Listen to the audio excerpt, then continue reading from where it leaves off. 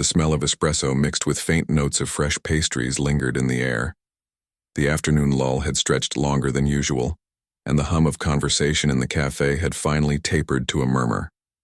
For Dinah, the shift felt like a marathon. Every tick of the clock seemed to slow. Every clink of cutlery was just another reminder that she'd been on her feet for hours. She wiped the last table by the window and checked her phone. Just one more hour. Rent was due in 2 days and her phone bill sat unpaid. Tips that day had been pitiful, mostly small change tossed half-heartedly onto the table by busy patrons who never looked up from their phones. Dana exhaled, pulled her hair into a tighter ponytail and grabbed the order pad. Her manager, an older woman with tired eyes, gave her a glance as if to say, "Hang in there," but Dana was already on autopilot. Then the bell above the door rang. The sound startled her back into focus. A distinguished older gentleman stepped in, tall and lean, dressed in a crisp suit that made him look effortlessly presidential. Several men followed close behind, blending almost too well into the backdrop, their sharp eyes taking in every corner of the room. The cafe wasn't exactly a hot spot for high-profile guests. It wasn't the kind of place where you'd expect celebrities, let alone someone who came with what looked like Secret Service protection. For a moment Dana froze, her pen hanging over the pad, but professionalism kicked in, and she walked toward the table in the far corner where the gentleman had settled. "Good afternoon," Dana said, trying to muster her best smile. "Can I get you something to start?" The man looked up, and for a moment, Dana nearly forgot what she was supposed to say. His face was striking, but there was something familiar about him. His features, the warm sparkle in his eyes. Then it clicked. Joe Biden, ex-president of the United States. Dana had seen his face countless times on the news. She felt her heartbeat quicken, but she did what she was trained to do, stay calm. This was a customer, no more, no less. "I'll just have a cappuccino and maybe one of those croissants," Biden said warmly, his voice carrying that familiar Delaware charm. "Absolutely. Anything else?" He shook his head. "That'll be perfect, thank you." His words were simple, but his tone carried something Dana couldn't put her finger on, kindness maybe, or just sincerity. She scribbled the order, turned back toward the counter, and tried to shake off the flutter in her chest. She wasn't sure if it was nerves or exhaustion, but something about this moment stuck with her. As Dana prepared the coffee, she couldn't help but glance back toward the corner table. Little did she know this small interaction was about to turn her entire day, and maybe her week, on its head. The steam from the cappuccino machine hissed as Dana frothed the milk. She kept her movements deliberate, steady, anything to distract her from the odd, nervous energy twisting in her stomach. "Why am I acting like this?" she thought. Joe Biden of all people. Her eyes darted back to the table. He sat quietly, his posture straight but relaxed. He wasn't scrolling on a phone or typing away on a laptop like most patrons. He simply stared out the window at the street beyond, lost in his thoughts. Occasionally, he sipped water from the glass she had dropped off earlier. By the time the cappuccino and croissant were ready, Dana had settled herself. She balanced the tray carefully and approached his table. "Here you go," she said, gently placing the cup and pastry down in front of him. He looked up and smiled warmly. "Thank you." "You're welcome. Let me know if you need anything else," she replied, keeping her tone neutral but polite. As Dana turned to walk back to the counter, something stopped her. Maybe it was the feeling of his eyes still on her, curious but not invasive, or maybe it was just her own tiredness making her self-conscious. Either way, her heart fluttered again. Minutes passed, and Dana busied herself with cleaning empty tables and refilling sugar containers. The cafe had grown quiet again, save for the faint hum of background music coming from the speakers. She felt the weight of the room in a way she hadn't before, like something invisible was pressing against her, urging her to pay attention. Out of the corner of her eye, Dana noticed Biden pull a pen from his pocket and lean over the receipt as his meal came to an end. He scribbled something quickly, almost as if he didn't want anyone to notice, folded the paper neatly and tucked it beneath the empty coffee cup. Then he stood, gathering his phone and coat. Dana watched him for a split second before she forced herself to focus. "Thank you for coming," she called out softly as he passed by. Biden turned back just slightly and smiled. "Have a good day." Those words lingered longer than they should have. Dana stood there frozen in the middle of the cafe, her eyes following him as he exited with his security detail close behind. The bell above the door chimed one last time, and then the room was quiet again. She let out a slow breath, picked up her tray and made her way over to clear the table. The cappuccino cup sat empty, a small residue of foam clinging to its rim.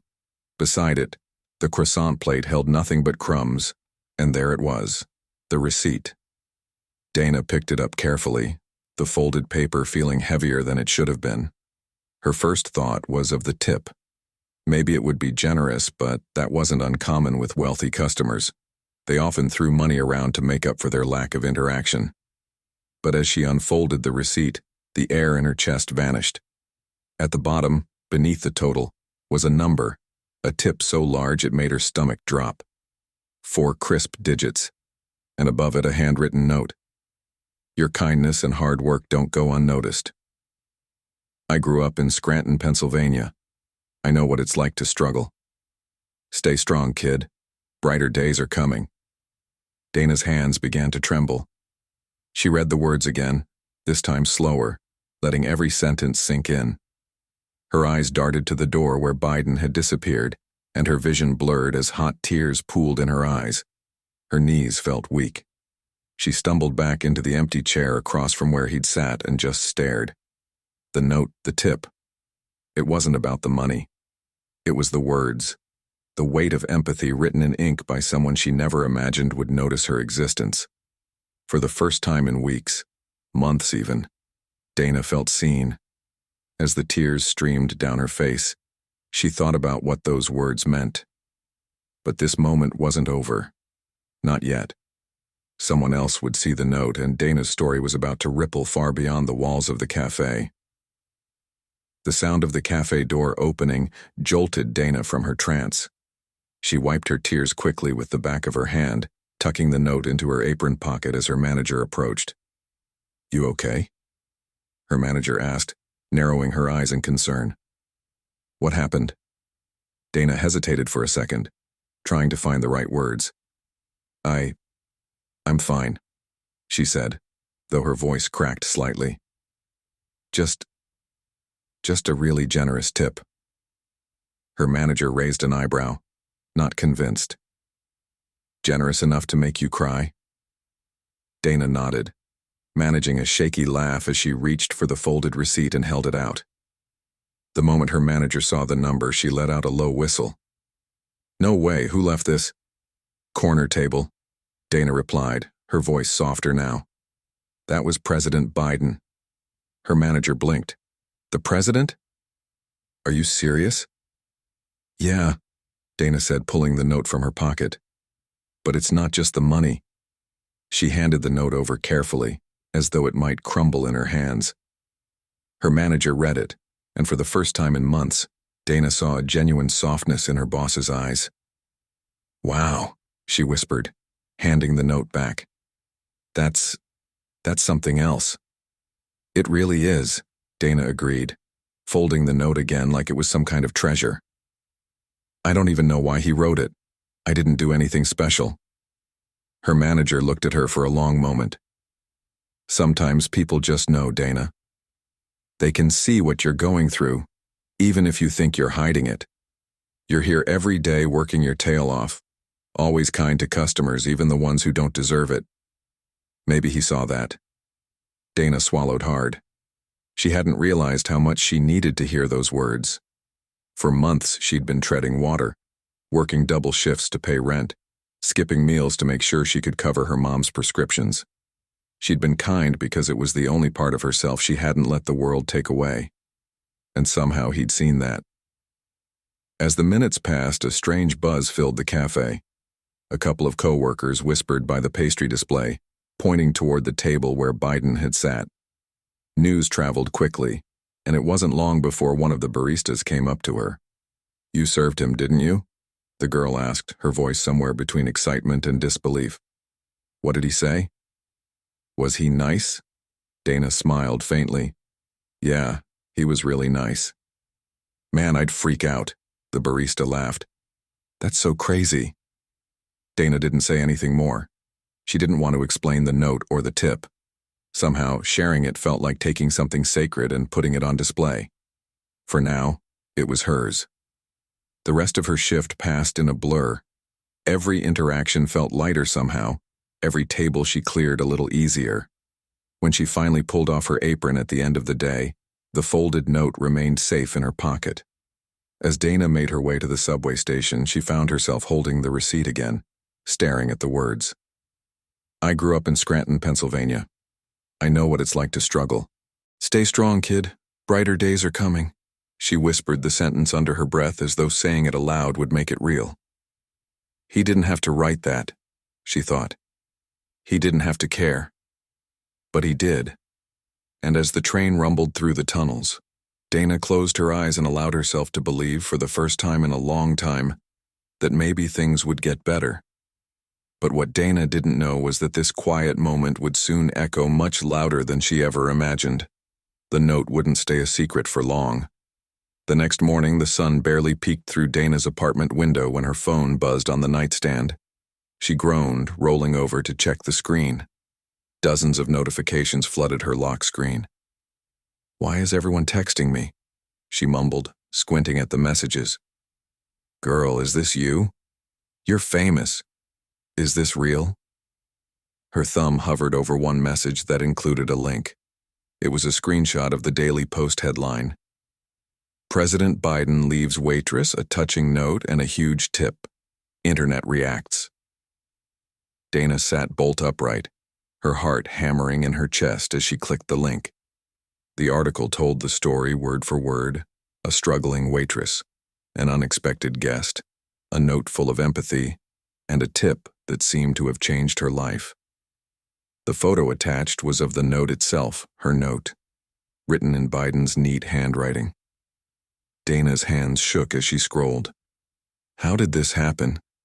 She opened another message from one of her co-workers. The guy at table 5 yesterday. Someone must have seen the note and snapped a picture. It's everywhere now. Her heart dropped. Everywhere. She flipped through her social media accounts, and sure enough, it was all there on Twitter, Facebook, Instagram. The note had gone viral. Hundreds of comments poured in. This is what the world needs more of. The president showing he understands regular people. I don't care what anyone says, this is beautiful. Wait, what about the waitress? I hope she's okay. The more Dana read, the more overwhelmed she felt. Strangers debated her story, her life without knowing a single thing about her. She dropped the phone onto her bed and buried her face in her hands.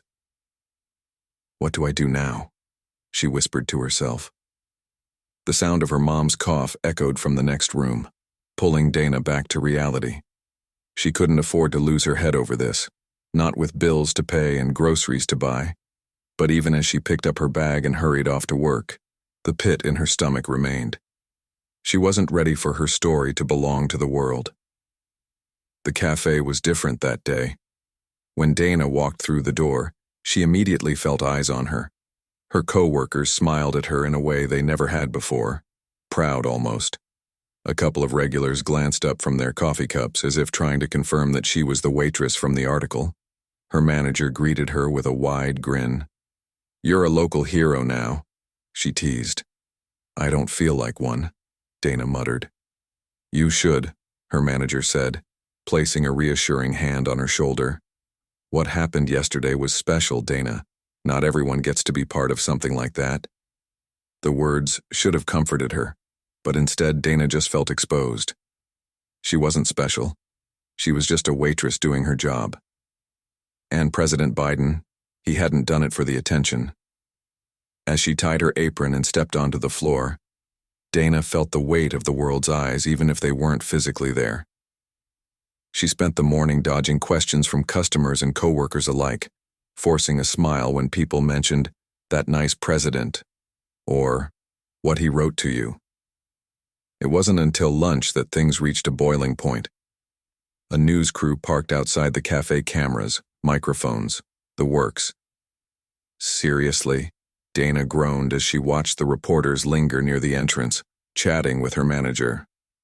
Her stomach turned when one of the reporters caught her eye and gave her a polite wave. "You're the talk of the town," her coworker teased. "Lucky me," Dana muttered under her breath. She ducked behind the counter and pulled out her phone, scanning the latest headlines. The comments flooded in faster than she could process them. That note probably saved her life. This is a lesson in kindness. Small gestures mean everything. More stories like this, please. Somewhere beneath the swirling chaos, Dana felt the faintest flicker of hope. It wasn't just about her anymore. It was about kindness, about people remembering that small acts could still make a big difference. But Dana still had one more decision to make, and it would determine how her story ended. By the time Dana's shift ended, the cafe felt smaller than ever, suffocating under the weight of the attention. She ducked out the back door, avoiding the news crew still camped outside. The moment her sneakers hit the pavement, she exhaled, as if shaking off the invisible eyes. The walk home was quiet, too quiet. The streets felt unfamiliar now, as if the world had tilted just slightly out of place. Dana clutched her bag tightly, the note still safely tucked inside. Her phone buzzed another message. "Dana, they want you on TV morning show. Call me." It was her manager. Dana stopped walking, her feet planted on the sidewalk. The idea made her skin crawl. Go on television, tell her story? No, that wasn't her. She didn't want her face plastered on screens. But wouldn't it be nice to explain? A small voice whispered. To tell the world that it wasn't about money or fame, that kindness still matters. Dana stared at her phone for a long moment before shoving it back into her bag. Her answer would have to wait.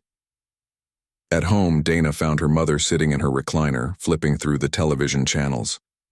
A familiar voice suddenly echoed from the TV. A simple note, left by President Biden for a hard-working waitress, is melting hearts across the country. Dana froze in the doorway. On the screen was a blurred photo of the receipt, her note, along with the headline, "A quiet act of generosity sparks national conversation." Her mom looked up, coughing softly. "That's you, isn't it?" Dana sighed and dropped her bag. "Yeah, Mom, that's me." Her mom's gaze softened as she gestured for Dana to sit beside her. "It's a good thing, you know. People need stories like this." "I didn't ask for it," Dana muttered, folding her arms. "Sometimes the good things find you when you're not looking for them," her mom replied gently. She reached out and squeezed Dana's hand. "What he wrote, that was special, and people are talking about it because they don't believe in goodness anymore." Dana's eyes filled with tears again, but this time she didn't fight them. Her mom was right. The note wasn't just about her. It was about hope. It was about showing people that small gestures still had power, that kindness still carried weight. That night, as Dana lay in bed staring at the ceiling, her phone buzzed once more. She didn't need to check it to know what it was: more people, more questions, more noise. But beneath it all, the note sat tucked under her pillow, a tangible reminder that someone out there, someone unexpected, had seen her. For once, Dana didn't feel invisible. The next day, Dana made a choice. She called her manager. "Tell the morning show I'll do it," she said quietly. Her manager nearly dropped the phone. "Are you sure?" "Yes, but I'm not going to talk about the money. I want to talk about the note, about kindness, that's all." The interview was simple. Dana sat on the couch, hands folded nervously in her lap, as the host leaned forward. "Dana, you've been in the spotlight these past few days because of something very unexpected, a note and a tip from President Biden. Can you tell us how it felt when you first read it?" Dana paused, choosing her words carefully. "Honestly, it caught me off guard. It wasn't about the money, it was what he wrote. I've been going through a tough time, and those words meant more than I can explain." The host nodded. The note said, "Your kindness and hard work don't go unnoticed. I grew up in Scranton, Pennsylvania. I know what it's like to struggle. Stay strong, kid. Brighter days are coming. What do you think he meant by that? Donna glanced at the camera, suddenly feeling like she was speaking to every person watching, not just the host. I think he meant that we all go through struggles no matter who we are, no matter what family we come from. And sometimes when you're at your lowest, the smallest act of kindness can change everything. It reminds you that someone sees you and that you're not alone. The studio fell silent for a beat, the weight of her words hanging in the air. The host smiled warmly. That's a beautiful message, Dana. Is there anything you'd like to say to the president if he's watching? Dana's voice wavered slightly, but she smiled. Just thank you. Not for the money, but for seeing me, for reminding me to hold on to hope. You made more of a difference than you know. When the interview aired, Dana didn't look at her phone. She didn't check the comments or the headlines. Instead, she went back to work the next day, apron tied snugly, a little lighter on her feet. The cafe was busier than ever. Customers smiled at her differently now, not because they knew her story, but because she felt seen. People left kind notes on napkins, tipped just a little extra, or simply said thank you with sincerity. Dana kept Biden's note tucked inside her wallet, where it would stay for years to come, a reminder that small gestures matter, that you never know how much hope a few words can bring.